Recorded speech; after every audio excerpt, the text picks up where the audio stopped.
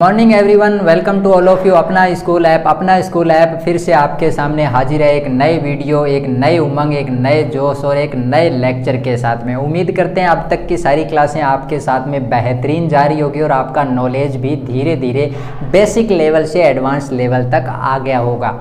I hope so that सारी class में आपके डाउट एक साथ क्लियर हो रहे होंगे। मैं क्लास शुरू करने से पहले एक छोटी सी आपको इन्फॉर्मेशन दे देता हूँ कि अपना स्कूल ऐप एक इतना बड़ा लार्जेस्ट पोडियम, इंडिया के लार्जेस्ट स्टेट राजस्थान के अंदर अपना सफल परचम है वो लहरा चुका है और इतने बड़े पोडियम के अंदर अभी समर क्लासेज शुरू कर रखी है, वो भी फ्री ऑफ कॉस्ट। चलिए फटाफट शुरू कर लेते हैं आज की क्लास। चलिए नेक्स्ट स्लाइड हमारे पास में आ चुकी है। बहुत ही शानदार और बेहतरीन टॉपिक हम लेके आए हैं आपके सामने। टॉपिक का नाम है प्रोनाउन और प्रोनाउन है वो बना है अपने पास में प्रो प्लस नाउन से मिलकर। तो आपको ध्यान आ गया होगा कि नाउन के अंदर हम न जाने कितनी बार चर्चा कर चुके हैं नाउन के बारे में। नाउन वही है कि अ वर्ड ऐसा जिसके अंदर सारे के सारे नेम आते हो, पूरे दुनिया की ऐसी कोई चीज़, ऐसी कोई थिंग जिसमें कोई ना कोई नेम आता हो, यानी कि अ प्लेस, पर्सन, एनिमल और थिंग जिनके नेम दिए हुए हो वो सारे के सारे क्या कहला लेते हैं? नाउन कहला देते हैं। All naming words are noun. लेकिन आज मैं बात करने जा रहा हूँ प्रोनाउन। प्रोनाउन के पूरे कंसेप्ट के बारे में बात करेंगे। प्रोनाउन क्या है, प्रोनाउन की डिटेल के बारे में बात करेंगे। देखो पीछे एक डिस्प्ले पे छोटा सा बच्चा है, वो बार बार उछल कूद कर रहा है कि जल्दी से बता दो प्रोनाउन क्या है, जल्दी से बता दो प्रोनाउन क्या है। और साथ में खुद भी ये बता रहा है कि मैं कूद रहा हूँ, मेरी जगह पर दूसरा जो व्यक्ति आ गया है वही क्या है? अपने आप में प्रोनाउन। ये जंप कर कर के बता रहा है कि एक प्लेस से दूसरे प्लेस पे जाना, यानी कि नाउन की जगह पर यूज करने वाले ही प्रोनाउन कहलाते हैं। पहले मेरे पास में डेफिनेशन लिखी हुई आ गई है कि a pronoun is a word that take the place of one or more nouns, यानी कि एक या फिर एक से अधिक नाउन की जगह पर जब कोई ऐसा शब्द आ जाए जो अपना आप का एक नया फॉर्म ले ले, वही अपने आप में क्या है? प्रोनाउन। अगर मैं इसको हिंदी शब्दों में आसान भाषा में कहूँ तो इसका मतलब निकल के आता है कि अपने आप में संज्ञा के स्थान पर काम में आने वाले शब्दों को हम क्या कहते हैं? प्रोनाउन कहते हैं। देखो यहाँ पर एक और आपके पास में डिस्प्ले के अंदर दिखाई दे रहा है कि the most frequently used pronoun are called personal pronoun. तो यहाँ पर क्या बता रहा है? सबसे ज़्यादा जिस प्रोनाउन को यूज किया जाता है वह एक ही प्रोनाउन है और वो प्रोनाउन कौन सी है? अपने आप में पर्सनल प्रोनाउन है। यानी प्रोनाउन की डेफिनेशन मुझे सिर्फ इतनी सी बात बता रहा है, छोटा सा कंसेप्ट। अगर छोटी सी लैंग्वेज में देखूं कि जितनी भी नाउन थी उसकी जगह पे जिन शब्दों को यूज किया जाएगा वो अपने आप में क्या कहलाएंगे? प्रोनाउन कहलाएंगे। क्या बात है, अब तो आपके बात समझ में आएगी। फॉर एग्जाम्पल जैसे कि मान लो एक बॉय है, एक लड़का है, लड़के की जगह मुझे एक वर्ड यूज करना है। बार बार मैं लड़का लड़का लड़का बॉय बॉय बॉय बॉय बोल के बोरिंग हो जाता है, रिपीटेशन होती रहती है। तो उसी रिपीटेशन को ख़त्म करने के लिए हमें किसका यूज करना पड़ता है? प्रोनाउन का यूज करना पड़ता है। देखिए तो नेक्स्ट डिस्प्ले में मेरे पास में दिखा रखा है कि प्रोनाउन है वो अपने आप में एक सब्जेक्ट के रूप में यूज की जा सकती है। देखो मैं एग्जांपल से एक बात समझा रहा था कि लड़के की जगह पर लड़का अपने आप में है मेल और मेल की जगह पर आ जाएगा ही। जो ही वर्ड आया है वह अपने आप में क्या चीज़ है? प्रोनाउन है। मान लो नाउन के रूप में अगर मुझे कोई सेंटेंस दिया हुआ आ जाता कि Ram is my best friend और राम की जगह पर मुझे रिप्लेस करना होता तो मैं नया वर्ड इसकी जगह पर क्या लेके आता? राम को कर देता रिमूव और उसकी जगह लगा देता मैं ही। और अगर वही मुझे फीमेल के रूप में शो करना है जैसा कि एग्जाम्पल डिस्प्ले में दे रखा है तो वहाँ पर ही की जगह मैं यूज कर लेता सी। तो सी इज़ माय बेस्ट फ्रेंड। यहाँ पर डिस्प्ले में साथ साथ में ये दिखाया है प्रोनाउन को ज़्यादातर जो यूज किया जाता है वो किसकी जगह पे यूज किया जाता है? सब्जेक्ट के यूज पे किया जाता है। यानी जब भी मैं सेंटेंस की बात करूंगा तो सेंटेंस के अंदर मेरे पास में 5 टाइप के सेंटेंस आ जाते हैं और 5 टाइप के सेंटेंस के अंदर सिंपल और नेगेटिव की जब बात करूंगा तो उसके अंदर हमारे पास में सबसे पहले आता है सब्जेक्ट। हमारी एक नेक्स्ट क्लास आने वाली है जिसके अंदर हम बताएंगे कि word order to sentence, word का ऑर्डर क्या होता है सेंटेंस के अंदर, किस वर्ड को किस क्रम में रखा जाएगा, वह क्रम हम वह सीरीज सीखेंगे। अपना स्कूल ऐप आपके लिए जल्दी लेकर आ जाएगा वो वीडियो, तो आप लगातार हमारे साथ बने रहिए और अपने डाउट्स साथ साथ में क्लियर करते रहिए, ताकि छोटे छोटे लिटिल वर्ड के साथ में हम कर सकें हमारे कंसेप्ट को क्लियर। तो नेक्स्ट एग्जाम्पल एक और दे रखा है, इट इज़ माई डॉग। यहाँ पर क्या चीज़ है, यह जो कुत्ता है वो क्या है, मेरा है, इसके बारे में बात बताई जा रही है। और जो इट वर्ड आया है वो क्या बता रहा है, प्रोनाउन को डिनोट कर रहा है, और प्रोनाउन को डिनोट करने के साथ साथ में वो कौन सी पोजीशन पे आया हुआ है, सब्जेक्ट के पोजीशन पे आया हुआ है। बिल्कुल सही समझ पा रहे हैं आप। मैं यहाँ पर यही बात आपको समझाने का ट्राई कर रहा हूँ। आई होप सो आपको ये बात समझ में आ गई होगी कि प्रोनाउन को और नाउन को हम सब्जेक्ट की जगह पे यूज कर सकते हैं। नाउन को हम क्यों रिप्लेस कर रहे हैं सर, नाउन को रिप्लेस डियर स्टूडेंट इसलिए कर रहे हैं कि नाउन का रिपीटेशन है वो ख़त्म हो जाए, बार बार एक ही एक चीज़ को नहीं लिखना पड़े। जैसे कि Ram gets up early morning, Ram goes to school, Ram goes to temple, बार बार एक ही एक चीज़ राम राम राम राम रटते जा रहे हैं। तो ऐसे इन शब्दों को, इनके नाम को ख़त्म करने के लिए किसका यूज करना है, प्रोनाउन का यूज करना है, और ज़्यादातर पर्सनल प्रोनाउन का। मैंने अभी देख लिया था। एक एग्जाम्पल इंटेरोगेटिव सेंटेंस का भी दे रखा है कि does she know the answer. तो यहाँ पर जो ही सब्जेक्ट दिया हुआ है वो अपने आप में हेल्पिंग वर्ब के बाद में दिया हुआ है, और हेल्पिंग वर्ब के बाद में दिया हुआ है, इसका मतलब हेल्पिंग वर्ब के बाद में वर्ड ऑर्डर के अकॉर्डिंग ही अपने आप में यहाँ पर क्या बता रहा है, सब्जेक्ट बता रहा है। You and I meet later. यहाँ पर देखिए यू और आई दो वर्ड दिए गए हैं, दोनों ही अपने आप में प्रोनाउन है। और हमने टेंस चार्ट के अंदर ये बात पढ़ी थी कि आई और यू को आप जब जब प्रेजेंट सिंपल टेंस को पढ़ेंगे उसमें आई और यू जो वर्ड है लिखे होने के बाद में हमें नहीं पता चल पाता है कि ये जो वर्ड दे रखे हैं ये वर्ड अपने आप में सिंगुलर है या फिर प्लूरल है। बट प्रेजेंट सिंपल टेंस में हमें इन्हें क्या मान लेना है, हमें इन्हें प्लूरल मान लेना है और उसके अकॉर्डिंग इसमें वर्क करना है। अब तो आपके ये बात समझ में आ गई होगी कि अपने आप में प्रोनाउन का सब्जेक्ट के रूप में सेंटेंस में कैसे यूज किया जाएगा। अब मैं देख लेता हूँ कि ऑब्जेक्ट के रूप में इसको कैसे देखा जाएगा और कैसे यूज किया जाएगा। तो यहाँ पे दे रखा है कि an object pronoun is used as the direct and indirect object और the object of a preposition. यानी कि ऑब्जेक्ट के रूप में भी आप प्रोनाउन को यूज कर सकते हैं। प्रोनाउन के चार्ट को इसके लिए याद करना पड़ेगा, तभी जाके हमारा काम चलेगा।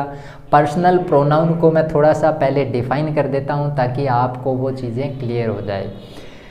देखो चार्ट में एक बार इस डिस्प्ले को हटा के चार्ट लगा देता हूँ ताकि आपको प्रोनाउन के पर्सनल के बारे में, जो प्रोनाउन का चार्ट है उसमें सब्जेक्ट है, ऑब्जेक्ट है, अपने आप में पॉजिटिव कंडीशन है, वो सारी की सारी क्लियर हो जाए। चलिए ये आ गया है मेरे पास में चार्ट। इसमें क्या बता रखा है अपने आप में, मैं इस चार्ट को समझने से पहले एक बात समझ लेता हूँ। देखो हमारे दुनिया के अंदर इंग्लिश ग्रामर को पढ़ते समय हमें 3 तरीके के पर्सन के बारे में बात करनी पड़ती है। There are 3 kind of the person. First is the first person, second is the second and third is the third person. Simple सी बात है, सिंपल वे के अंदर वो चीज़ें चल रही है। यानी कि जब फर्स्ट पर्सन की बात करूँगा तो कौन हो जाता है, फर्स्ट पर्सन होता है स्पीकर, यानी कि बोलने वाला। अभी मैं बोल रहा हूँ इसका मतलब मैं स्पीकर हूँ। आप सुन रहे हैं तो इसका मतलब आप लिसनर हैं, तो आप क्या हो जाएंगे, सेकंड पर्सन हो जाएंगे।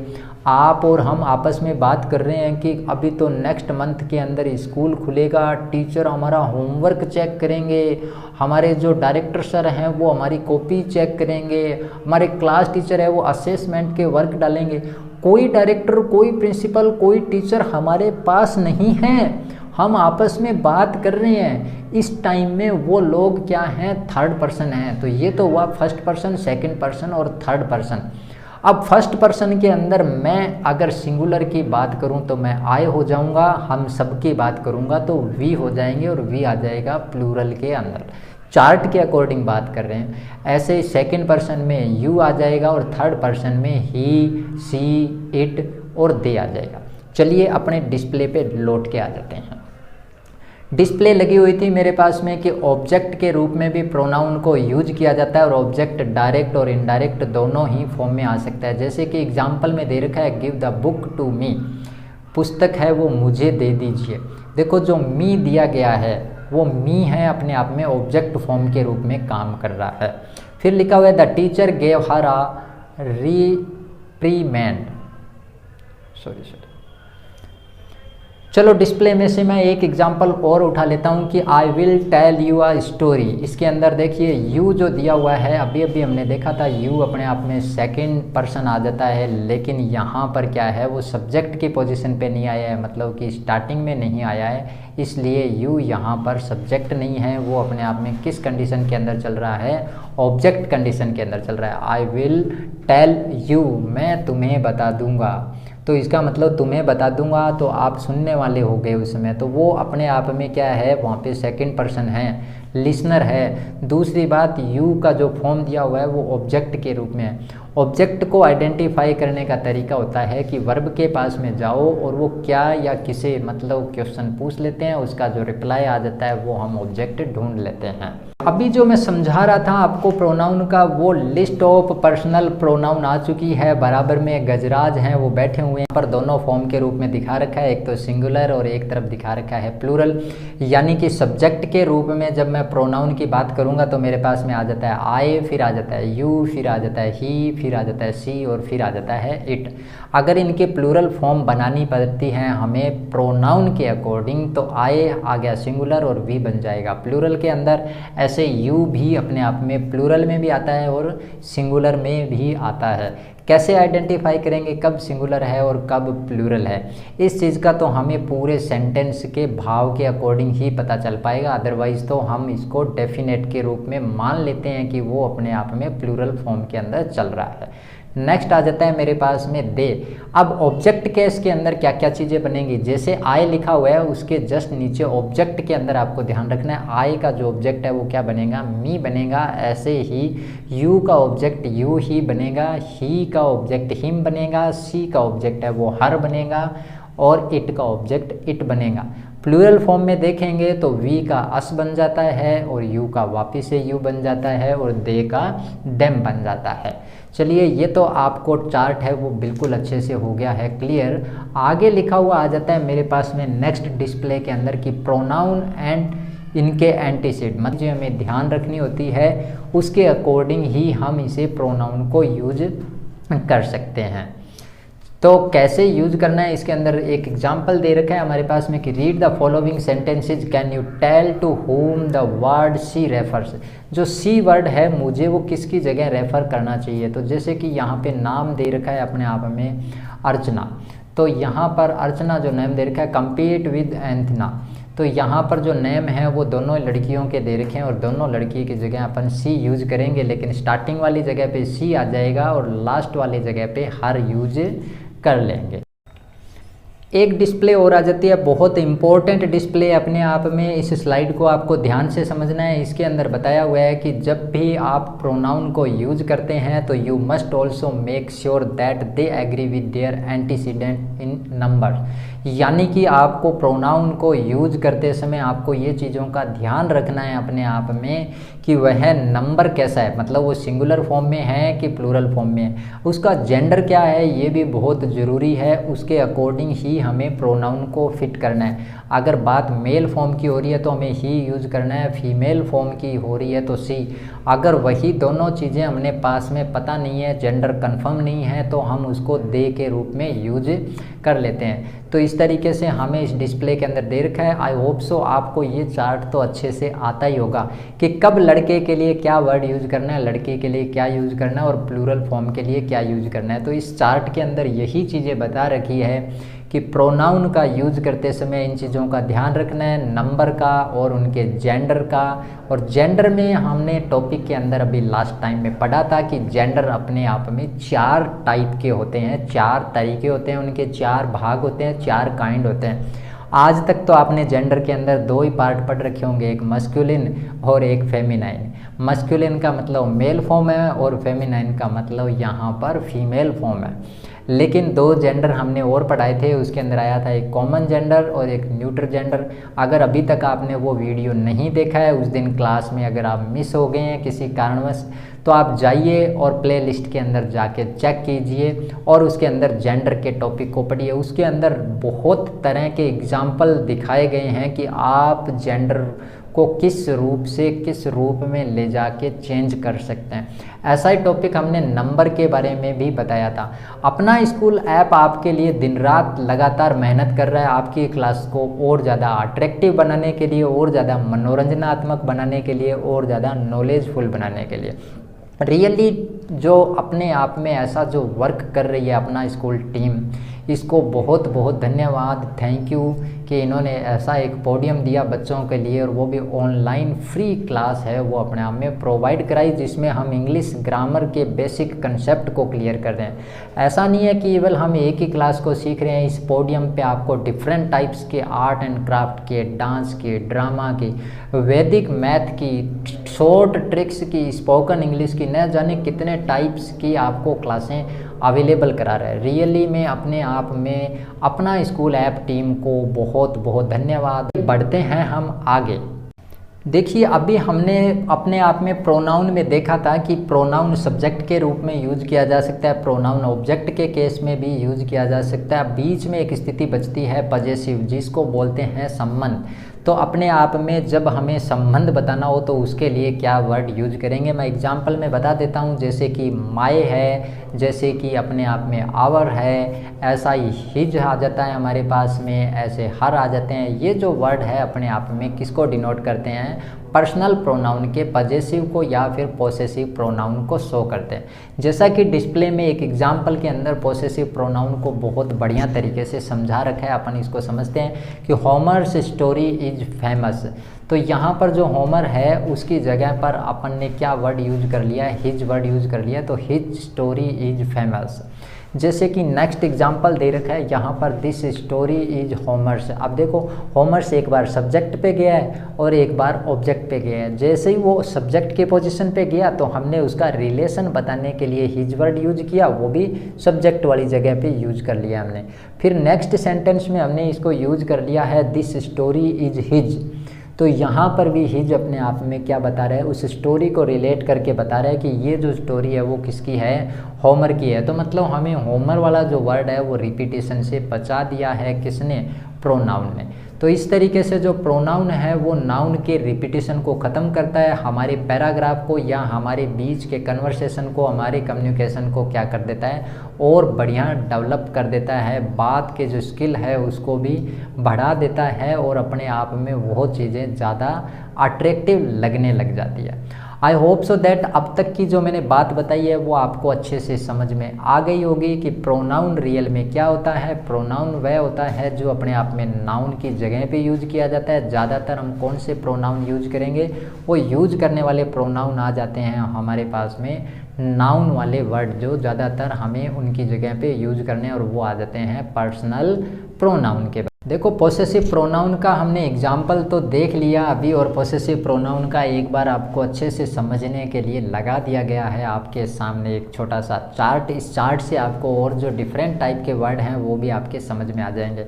लिख रखा है स्क्रीन के ऊपर पजेसिव प्रोनाउन यानी कि पोसेसिव प्रोनाउन, और प्रोनाउन है उसकी 2 फॉर्म है। इन्होंने बोला है pronoun have 2 form, 1 form before a noun, जिसको आप क्या चीज़ के रूप में यूज कर सकते हो, नाउन से पहले यूज कर सकते हो।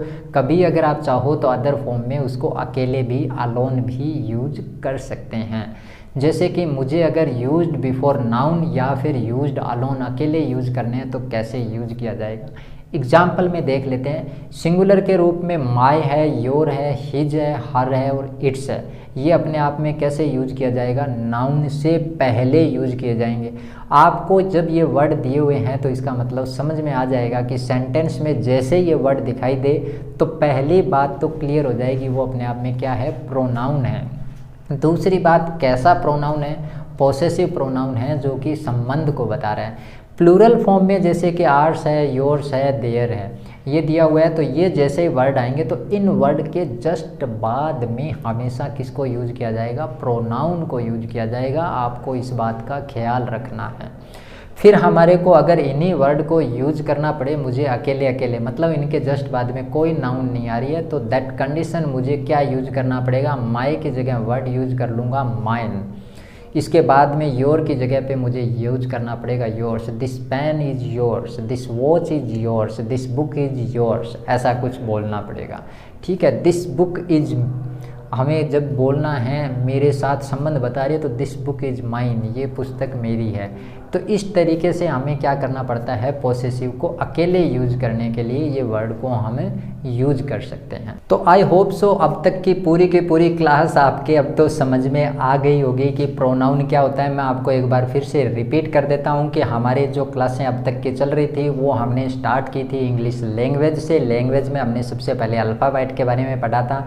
अल्फ़ाबेट को पढ़ते पढ़ते वही लिटिल जो लेटर आए थे वो लेटर बन गए थे वर्ड में, और वर्ड में जाते जाते हम बना दिए थे सेंटेंस, और सेंटेंस के बाद में हमने देखा पार्ट ऑफ स्पीच का पोर्शन जिसमें हम नाउन को पढ़ चुके हैं, नाउन के नंबर को पढ़ चुके हैं, नाउन के जेंडर को पढ़ चुके हैं, और नाउन के यूज पे रिपीटेशन को ख़त्म करने के लिए अभी अभी हमने पढ़ लिया है प्रोनाउन। ये जो प्रोनाउन का टॉपिक था इंटरेस्टिंग टॉपिक है अपने आप में। इस टॉपिक के अंदर हमने जनरल छोटी छोटी चीज़ों के बारे में डिस्कस किया है। अगर आपको फिर भी लगता है कि किसी भी प्रकार का कोई और डाउट है या आप और ज़्यादा इसको अच्छा सीखना चाहते हैं तो आप कीजिए कमेंट।